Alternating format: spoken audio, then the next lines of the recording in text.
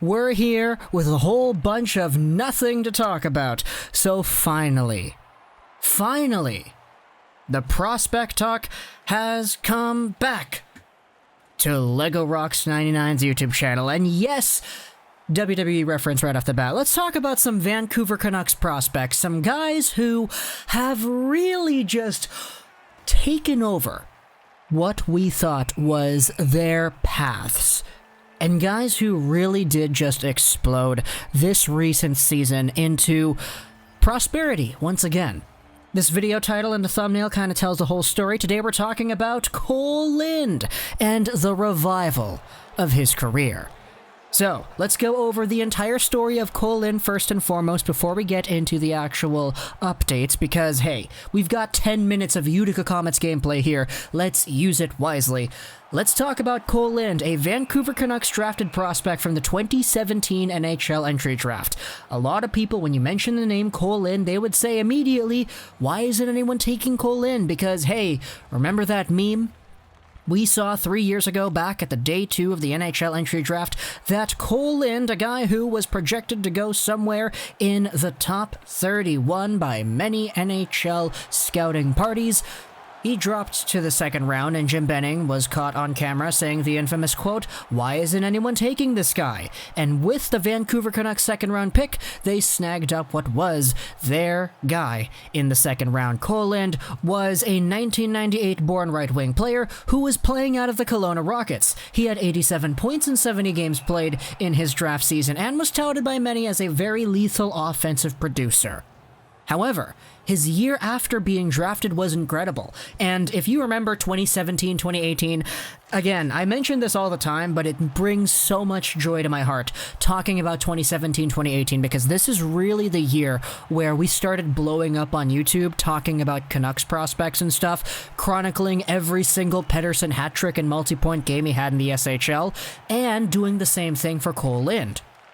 Kole Lind, in his Draft Plus 1, had 95 points in 58 games played for the Kelowna Rockets and 8 points in 4 games played in the playoffs. Everybody was talking about Kole Lind back then because Cody Glass was a guy whom the Vancouver Canucks skipped on in the NHL Entry Draft, and for a good portion of that year, Kole Lind and Cody Glass were kind of outscoring each other one after the other. Eventually, Cody Glass ended up being the #1 scorer out of the two, but it was a very big debate that went on for both of these guys. Kole Lind actually had a higher points per game than Cody Glass, and a lot of people were debating, okay, if Canucks fans wanted Cody Glass, then why wouldn't you have just gotten Kole Lind in the second round? That's a topic for another day.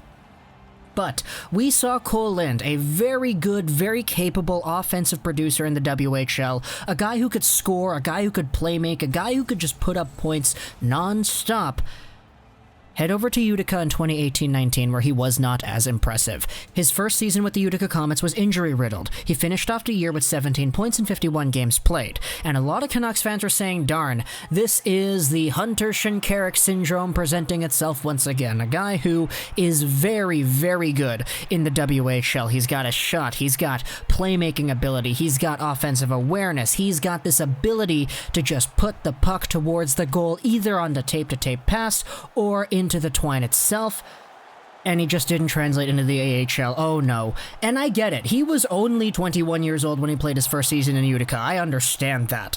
But there was an expectation that some people had that said, okay, maybe he could be a middle six scorer with the Comets. Maybe he could get a little bit more production than what he ended up getting. But a lot of Canucks fans were like, darn, the Kole Lind train has kind of slowed down a little bit from Kelowna to Utica after one season. But oh man, you shouldn't give up on Kole Lind, man. You should not give up on this guy, because recently, let's not even take a look at what he did to improve himself in the offseason, how well he has played in 2019-20. Let's just jump straight to the numbers, because he went from a guy who, at 21 years old, put up 17 points in 51 AHL games to a 44-point in 61 game player with the Utica Comets in his second year. 14 goals, 30 assists. He tripled his goal output on the year. This guy just found his touch once again, and people who were watching these Comets games were noting how this was a different player This was a completely different player, a guy who was more confident, a guy who seemed like he had a lot more to give, and a guy who just was getting those bounces, you know? There was a lot of documentation done over Kole Lind and what he did from year 1 to year 2 in the AHL. Buddy of mine, Chris Faber, I mention him a lot. He does a lot of great work for Vancouver Canucks prospect media coverage. And he interviewed Kole Lind earlier this year and spoke about what exactly it was that he did in the offseason to make himself all revitalized and better in terms of the score sheet. I'll leave a link down in the description to this article on Canucks Army. I love the title, by the way. Kole Lind is returning to Utica pissed off and ready to produce. This article was published a year ago, too, which is actually incredible. It's been a year. Man. But Kole Lind went into this season with the idea that he wanted to make a statement to the coaches and the management. He thought it was a big thing coming off of an off year, and he thought that it was big for him to have a couple of good first skates and try to get his confidence going early.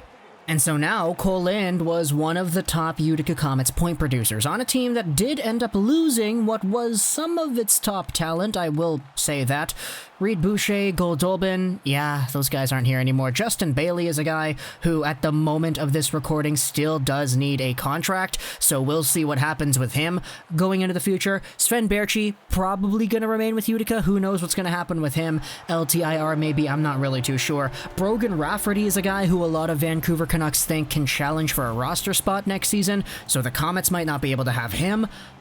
But at the end of the day, Kole Lind is a guy who, at 22 years of age, and a guy who does have a pretty sizable frame, 6'1", 179 pounds.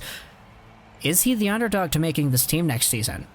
He's a guy who has a very impressive skill set that was reawakened from the WHL to his second year in Utica this previous season. And if you're riding the momentum high, if there's a possibility to see a guy like Kole Lind impress at training camp to the point where maybe he is considered for one of these bottom 6 spots, who knows what can happen with a Kole Lind. Now, obviously, I don't want to say that he's going to make the team. I think if I had to choose who is the next Canucks prospect forward, at least, to make the team, I'd probably say Höglander followed by Podkolzin, because Podkolzin, with the whole contract situation and the KHL season being the #1 priority in terms of where he plays his hockey, that's going to add a completely different element that Kole Lind and Nils Höglander do not have. I'd say probably Höglander and then Podkolzin and then probably Kole Lind, but at the end of the day, you know, we have seen Vancouver Canucks prospects come in here and absolutely show themselves off to lengths that people did not expect once training camp started up. We saw this a few years ago back when Ben Hutton was a prospect. He was a guy who played a few years in college, and then he came into the Canucks organization. He impressed in training camp, impressed in the preseason, and then he made the team right away, and it was the Canucks Defenseman of the Year. Same thing with Troy Stecher. He signed out of the NCAA. He made the team next year, Defenseman of the Year. It's kind of weird how that works. Obviously, Kole Lind is not a defenseman, but the point is we have seen some guys come out of nowhere, so to speak, and really take a roster spot into their own.